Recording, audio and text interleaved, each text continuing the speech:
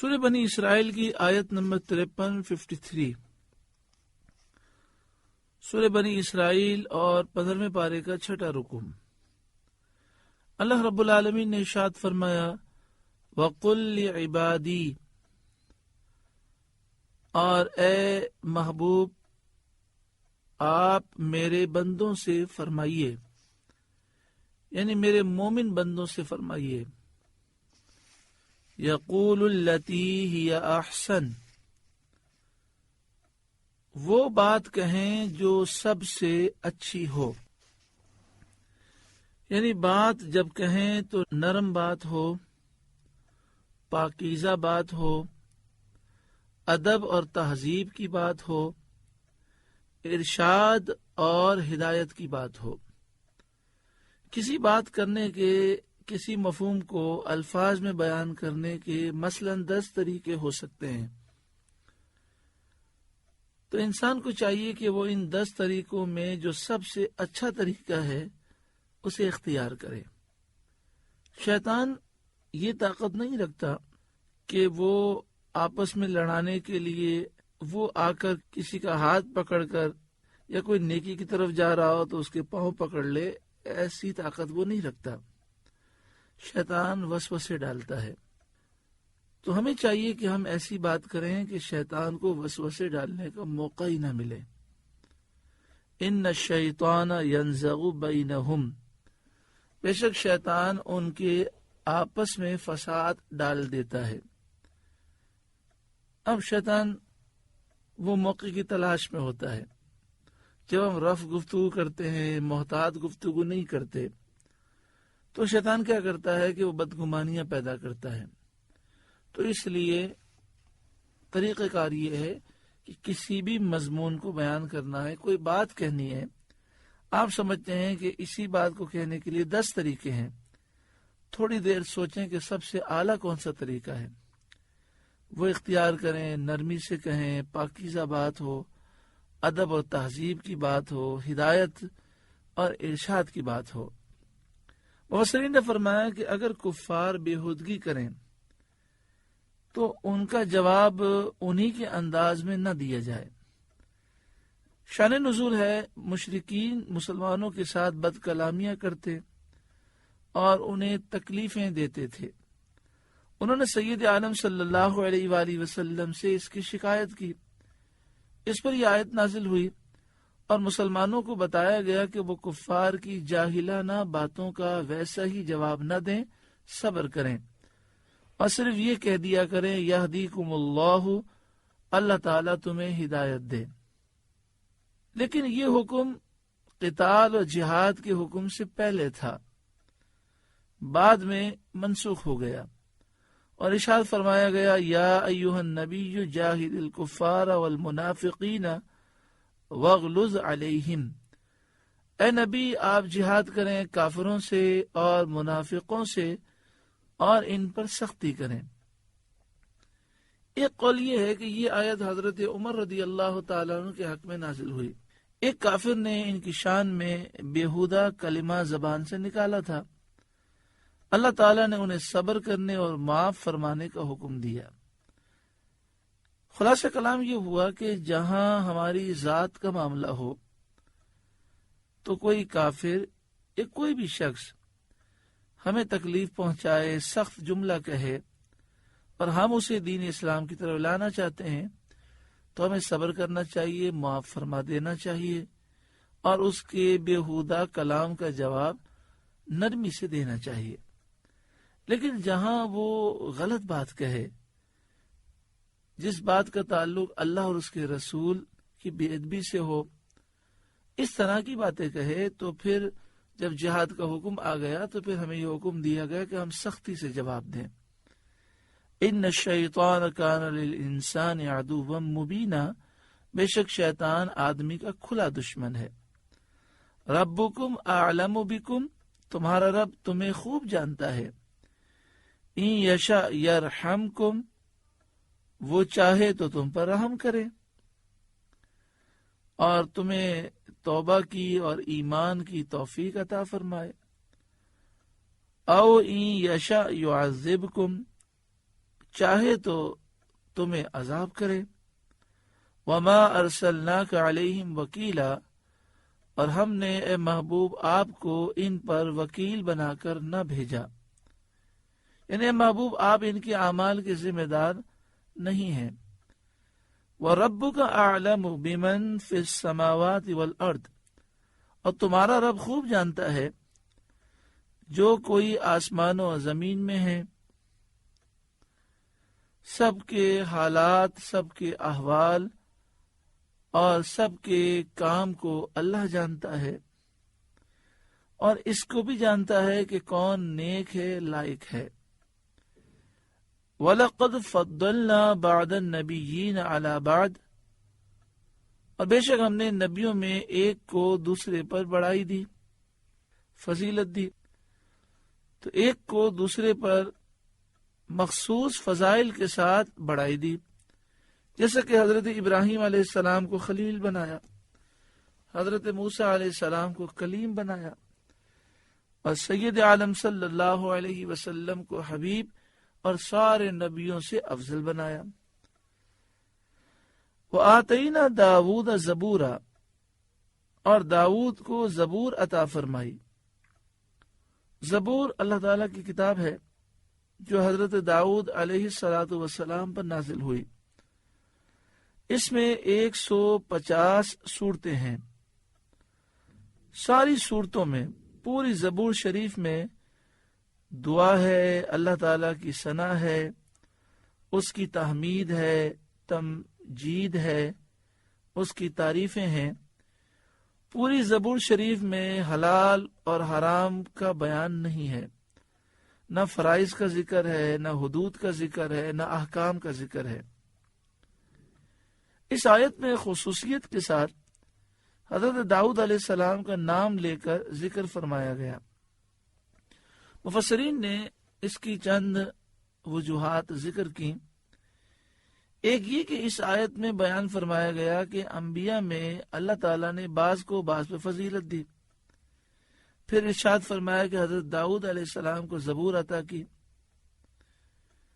حالانکہ حضرت داؤد علیہ السلام کو نبوت کے ساتھ بادشاہت بھی عطا فرمائی گئی تھی، لیکن یہاں پر بادشاہت کا ذکر نہ فرمایا گیا۔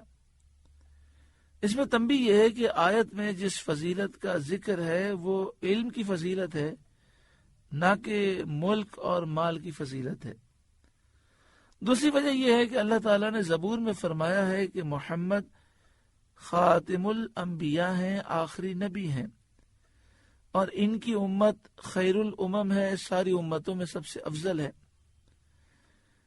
اسی سبب سے آیت میں حضرت داؤد علیہ السلام اور زبور کا ذکر خصوصیت سے فرمایا گیا۔ تیسری وجہ یہ ہے کہ یہودیوں کا گمان تھا کہ حضرت موسیٰ علیہ السلام کے بعد کوئی نبی نہیں ہے اور توریت کے بعد کوئی کتاب نہیں۔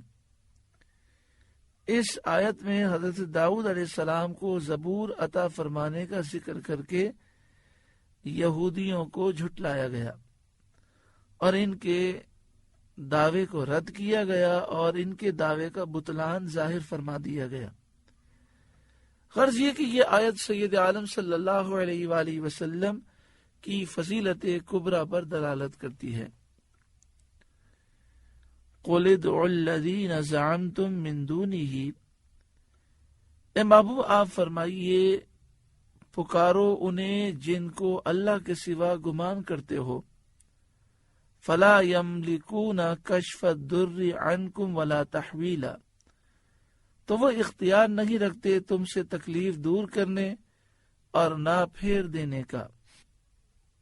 شان نزول کفار جب قحط شدید میں مبتلا ہوئے اور نوبت یہاں تک پہنچی کہ کتے اور مردار کھا گئے اور سید عالم صلی اللہ علیہ وآلہ وسلم کے حضور میں فریاد لائے اور آپ صلی اللہ علیہ وآلہ وسلم سے دعا کی التجا کی، اس پر یہ آیت نازل ہوئی اور فرمایا گیا کہ جب بتوں کو خدا الہ معبود مانتے ہو تو اس وقت انہیں پکارو اور وہ تمہاری مدد کریں، اور جب تم جانتے ہو کہ وہ بے جان پتھر ہیں وہ تمہاری مدد نہیں کر سکتے تو کیوں انہیں خدا معبود الہ بناتے ہو؟ لیکن یہاں پر پھر ہم اس بات کو ریپیٹ کرتے ہیں کہ ایک ہوتا ہے کسی کو خدا سمجھنا، الہ سمجھنا، معبود سمجھنا، تو یہ تو شرک ہے، کیونکہ اللہ کے سوا کوئی معبود نہیں، کوئی الہ نہیں، کوئی خدا نہیں۔ کسی کو یہ سمجھنا کہ یہ اللہ سے مقابلہ کرے گا، اللہ نہ چاہے گا پھر بھی چھین کے دے دے گا، تو ایسے تصورات تو شرک ہیں۔ مسلمانوں کا عقیدہ یہ ہے کہ اللہ تبارک و تعالی نے اسباب بنائے۔ دیکھیں، ہم دعا مانگتے ہیں، ہم تسبیحات پڑھتے ہیں، نیک اعمال کرتے ہیں، اللہ والوں سے دعائیں کراتے ہیں، یہ سب ذریعہ اور وسیلہ ہیں۔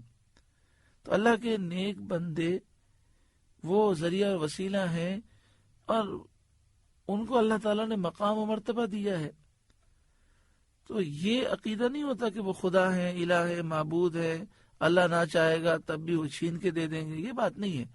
بات یہ ہے کہ جب ہم انہیں وسیلہ بناتے ہیں تو اللہ رب العالمین ان کی دعاؤں سے ہماری مدد فرماتا ہے۔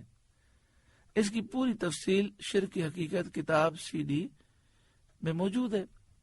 تو الحمدللہ کوئی مسلمان اللہ کے سوا کسی کو خدا الہ معبود نہیں سمجھتا۔ اچھا، اب اگر یہ کہا جائے کہ جب اللہ تعالی خدا ہے، مالک ہے، تو پھر ہمیں اللہ کے نیک بندوں کے پاس جانے کی حاجت کیا ہے؟ تو دیکھیں، جس طرح اللہ تعالیٰ نے دنیا میں اسباب بنائے، روزی کا رزاق اللہ ہے، لیکن اس کے لیے ہم نوکری بھی کرتے ہیں، کوشش بھی کرتے ہیں، کسی پریشانی میں مبتلا ہو جاتے ہیں تو دوسرے انسانوں سے مدد مانگتے ہیں۔ اب ہمیں بھی اللہ ہی دے گا، اور جس سے ہم مدد مانگ رہے ہیں اس کو بھی اللہ ہی نے دیا ہے، تو جب وہ اللہ کی مدد سے ہی ہمیں دے گا تو ہم اس سے مدد کیوں مانگتے ہیں؟ تو ہم جواب یہی دیتے ہیں کہ مدد تو اللہ سے مانگ رہے ہیں، اور چونکہ اللہ تعالیٰ نے یہ اسباب بنائے ہیں تو ہماری نیت یہی ہے کہ دینے والا تو اللہ تعالیٰ ہے۔ ہاں، جس سے ہم مدد مانگ رہے ہیں دنیا میں، اگر اس کو خدا الہ معبود سمجھ لیں تو پھر تو دنیا بھی تباہ ہوگی اور آخرت بھی تباہ ہوگی۔ جس طرح فرعون کے ماننے والے فرعون سے جب مدد مانگتے تو اسے خدا سمجھ کے مدد مانگتے، تو وہ تو ان کی بربادی کا باعث ہے۔ تو جس طرح اللہ تعالیٰ نے دنیا میں اسباب بنائے، اسی طرح اللہ تعالیٰ نے فرشتوں کو، انبیاء اور اولیاء کو طاقتیں دی، چونکہ جب اللہ کے نیک بندے اللہ کے ہو گئے تو اللہ نے انہیں مقام و مرتبہ عطا فرمایا اور انہیں بلندی عطا فرمائی۔ آگے دیکھیں، وسیلے کا ذکر ہے، اولئک الذین یدعون یبتغون الی ربہم الوسیلہ، وہ مقبول بندے جنہیں یہ کافر پوجتے ہیں، جیسے حضرت عیسیٰ علیہ السلام کو، حضرت عزیر کو اور فرشتوں کو، وہ خود ہی اپنے رب کی طرف وسیلہ ڈھونڈتے ہیں، ایہم اقرب، کہ ان میں کون زیادہ مقرب ہے۔ یعنی یہ کافر حضرت عیسیٰ علیہ السلام، حضرت عزیر، فرشتوں کو اور جنات کو پوچھتے ہیں، لیکن کافر جن جنات کو پوچھتے تھے وہ ایمان لے آئے تو وہ وسیلہ ڈھونڈنے لگے کہ ہم میں کون ایسا ہے جسے اللہ کا زیادہ قرب حاصل ہے، تو ہم اس کے ذریعے اللہ کا قرب حاصل کریں۔ تو دیکھیں، وسیلے کا تو ثبوت آیت میں موجود ہے، ہاں پوجنے کی مذمت ہے۔ حضرت عبداللہ بن مسعود رضی اللہ تعالیٰ نے فرمایا، یہ آیت ایک جماعت عرب کے بارے میں نازل ہوئی جو جنات کے گروہ کو پوجتے تھے۔ وہ جنات اسلام لے آئے اور ان کے پوجنے والوں کو خبر نہ ہوئی۔ اللہ تعالیٰ نے یہ آیت نازل فرمائی اور انہیں آر دلائی، انہیں شرمندہ کیا گیا اور فرمایا گیا کہ تم جن جنات کو پوج رہے ہو یہ تو ایمان لے آئے ہیں، اب یہ اس فکر میں ہیں کہ ہمیں وہ مل جائے جو اللہ کا زیادہ مقرب ہے، تاکہ ہم اس کے ذریعے اللہ کا قرب پائیں، تاکہ جو سب سے زیادہ مقرب ہو اس کو وسیلہ بنائیں۔ اس سے معلوم ہوا کہ مقرب بندوں کو بارگاہ الہی میں وسیلہ بنانا جائز ہے، اور اللہ کے مقبول بندوں کا یہی طریقہ ہے۔ اولئک الذین یدعون یبتغون الی ربہم الوسیلۃ ایہم اقرب، وہ مقبول بندے جنہیں یہ کافر پوچھتے ہیں وہ خود ہی اپنے رب کی طرف وسیلہ ڈھونڈتے ہیں کہ ان میں کون زیادہ مقرب ہے، وَيَرْجُونَ رَحْمَتَهُ، اور اس کی رحمت کی امید رکھتے، وَيَخَافُونَ عَذَابَهُ، اور اس کے عذاب سے ڈرتے ہیں۔ تو کافر انہیں کس طرح خدا الہ معبود سمجھتے ہیں؟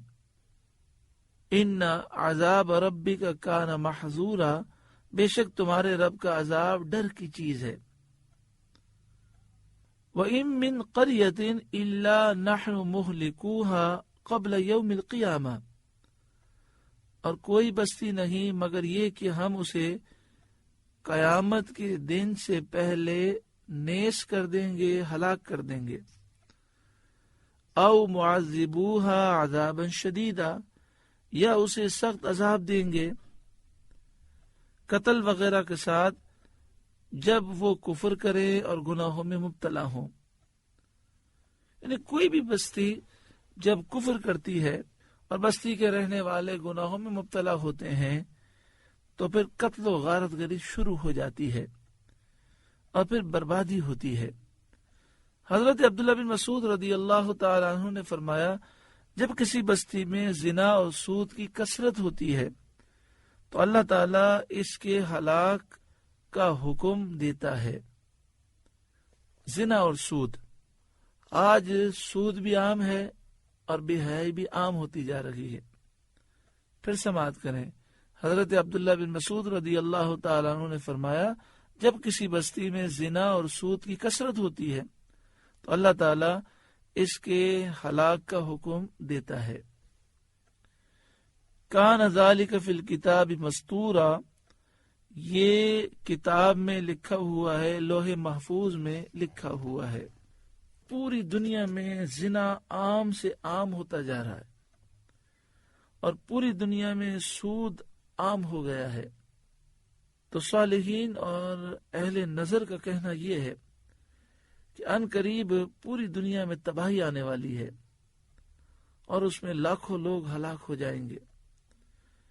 بڑی بڑی طاقتیں جو سپر طاقت کہلاتی ہیں وہ بھی اس ہلاکت سے اپنے آپ کو بچا نہیں سکیں گی۔ ہم اس ہلاکت کے آثار دیکھ رہے ہیں کہ صرف مسلمان ہی پریشان نہیں ہے بلکہ کافر بھی سکون میں نہیں ہے، ہر وقت خوف ہے ان پر۔ اگر اس دنیا کو عذاب سے بچانا ہے، سکون چاہیے، تو قرآن کے نظام کو عام کرنا ہوگا اور بے حیائی سے اس قوم کو بچانا ہوگا۔ وَمَا مَنَعَنَا أَن نُرْسِلَ بِالْآيَاتِ إِلَّا أَن كَذَّبَ بِهَا الْأَوَّلُونَ، اور ہم ایسی نشانیاں بھیجنے سے یوں ہی باز رہے کہ انہیں پچھلے لوگوں نے جھٹلایا۔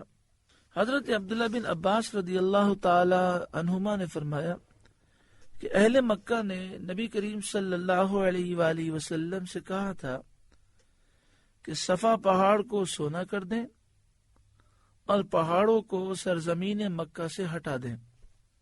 اس پر اللہ تعالیٰ نے اپنے رسول صلی اللہ علیہ وسلم کو وحی فرمائی کہ آپ فرمائیں تو آپ کی امت کو مہلت دی جائے، اور اگر آپ فرمائیں تو جو انہوں نے طلب کیا ہے وہ پورا کیا جائے، لیکن اگر پھر بھی وہ ایمان نہ لائے تو ان کو ہلاک کر کے نیست و نابود کر دیا جائے گا۔ اس لیے کہ ہماری سنت یہی ہے کہ جب کوئی قوم نشانی طلب کر کے ایمان نہیں لاتی تو ہم اسے ہلاک کر دیتے ہیں اور مہلت نہیں دیتے۔ ایسے ہی ہم نے پہلے لوگوں کے ساتھ کیا تھا، پچھلے لوگوں کے ساتھ کیا تھا۔ اسی بیان میں یہ آیت نازل ہوئی، یعنی فرمایا کہ ہم نشانیاں اس لیے نہیں دے رہے کہ پہلے لوگوں کو نشانیاں دی گئیں، انہوں نے جھٹلایا، وہ برباد ہو گئے، لیکن نبی اکرم صلی اللہ علیہ وآلہ وسلم نے دعا مانگی کہ اے اللہ تو انہیں مہلت عطا فرما۔ تو چونکہ انہیں مہلت ملی ہوئی ہے اس لیے انہیں نشانیاں نہیں دی جاتی جو یہ مانگ رہے ہیں، اور اگر یہ نشانی آئی اور انہوں نے انکار کیا تو یہ برباد ہو جائیں گے۔ وَآتَيْنَا ثَمُودَ النَّاقَةَ مُبْصِرَةً، اور ہم نے سمود کو ناقہ دیا آنکھیں کھولنے کو، یعنی قوم سمود نے یہ طلب کیا کہ ہمیں اونٹنی کا معجزہ دکھائیں، پہاڑ پھٹ جائے اس سے اونٹنی نکلے۔ فرمایا اللہ تعالیٰ نے ایسا معجزہ دیا جو مبصرہ تھا، آنکھیں کھولنے والا تھا، واضح حجت تھی۔ فَظَلَمُوا بِهَا، تو انہوں نے اس پر ظلم کیا، کفر کیا اور اس کا انکار کر دیا کہ یہ اللہ کی طرف سے ہے۔ وَمَا نُرْسِلُ بِالْآيَاتِ إِلَّا تَخْوِيفًا، اور ہم ایسی نشانیاں نہیں بھیجتے مگر ڈرانے کے لیے، یعنی ایک ایسا عذاب جو جلد آنے والا ہے اس سے ڈرانے کے لیے ایسی نشانی بھیجتے ہیں۔ جب انہوں نے انکار کیا تو پھر عذاب آ گیا۔ وَإِذْ قُلْنَا لَكَ إِنَّ رَبَّكَ أَحَاطَ بِالنَّاسِ، اور جب ہم نے آپ سے فرمایا کہ سب لوگ آپ کے رب کے قابو میں ہیں، یعنی اے محبوب سب لوگ اللہ کے قبضے قدرت میں ہیں، آپ تبلیغ فرمائیے اور کسی کا خوف نہ کیجیے، اللہ آپ کا نگہبان ہے۔ وَمَا جَعَلْنَا الرُّؤْيَا الَّتِي أَرَيْنَاكَ إِلَّا فِتْنَةً لِلنَّاسِ، اور ہم نے نہ کیا وہ دکھاوا جو آپ کو دکھایا تھا مگر لوگوں کی آزمائش کے لیے، یعنی جو ہم نے شب معراج بیداری کی حالت میں آپ کو دکھایا، وہ دکھانا لوگوں کے امتحان کے لیے تھا کہ کون اس پر ایمان لاتا ہے اور کون انکار کرتا ہے۔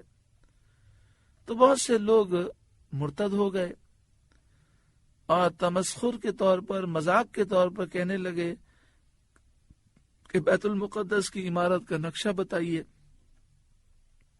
نبی اکرم صلی اللہ علیہ وآلہ وسلم نے سارا نقشہ بتا دیا تو یہ کافر آپ کو جادوگر کہنے لگے۔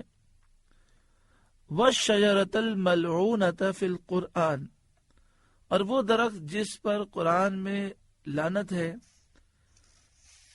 یہ بھی ہماری طرف سے لوگوں کے لیے آزمائش ہے۔ یعنی جہنم میں جو درخت زقوم ہے، جو جہنم میں پیدا ہوتا ہے، اس کو آزمائش کا سبب بنا دیا۔ یہاں تک کہ ابو جہل نے کہا محمد مصطفیٰ صلی اللہ علیہ وآلہ وسلم تم کو جہنم کی آگ سے ڈراتے ہیں اور کہتے ہیں کہ وہ آگ ایسی ہے کہ پتھروں کو جلا دے گی، پھر یہ بھی فرماتے ہیں کہ اس میں درخت اگیں گے۔ آگ میں درخت کہاں رہ سکتے ہیں؟ یہ اعتراض انہوں نے کیا اور اللہ تعالیٰ کی قدرت کو نہ سمجھے، غافل رہے، نہ سمجھے کہ اس قادر مختار کی قدرت سے آگ میں درخت پیدا کرنا کچھ بعید نہیں۔ سمندل ایک کیڑا ہوتا ہے جو آگ میں پیدا ہوتا ہے، آگ ہی میں رہتا ہے، اور حضرت صدر الافاضل فرماتے ہیں تفسیر خزائن العرفان میں کہ بلاد ترک میں اس کے اون کی تولیاں بنائی جاتی تھیں جو میلی ہو جانے پر آگ میں ڈال کر صاف کر لی جاتی تھیں اور جلتی نہ تھیں، اور حضرت فرماتے ہیں شتر مرغ انگارے کھا جاتا ہے، تو اللہ کی قدرت سے آگ میں درخت پیدا کرنا کیا بعید ہے۔ وَنُخَوِّفُهُمْ، اور ہم انہیں ڈراتے ہیں دینی اور دنیاوی خوفناک امور سے۔ فَمَا يَزِيدُهُمْ إِلَّا طُغْيَانًا كَبِيرًا، تو انہیں نہیں بڑھتی مگر بڑی سرکشی، وہ ڈرنے کے بجائے اور سرکشی کرتے ہیں۔ جب دل سیاہ ہو جائیں تو نصیحتوں کے اثرات نہیں ہوتے۔ اللہ تعالی ہمارے دل کو مردہ ہونے سے محفوظ فرمائے۔ گناہوں سے دل سیاہ تو ہوتے ہیں، لیکن مسلمان کے دل میں وہ صلاحیت ہوتی ہے کہ قرآن پاک سن کر اس کے دل کی گندگی دور ہو جاتی ہے، لیکن وہ کافر کہ جن کے دلوں پر مہر لگ چکی، ان کے دل ایسے مردہ ہو چکے کہ وہ پھر کبھی زندہ نہیں ہو سکتے۔ اللہ تعالی ہمیں ایمان کی سلامتی عطا فرمائے اور ہمارے دل کی ہر زنگ کو دور فرمائے۔ آپ سے گزارش ہے کہ قرآن کے اس پیغام کو آگے پہنچا کر ثواب جاریہ حاصل کریں۔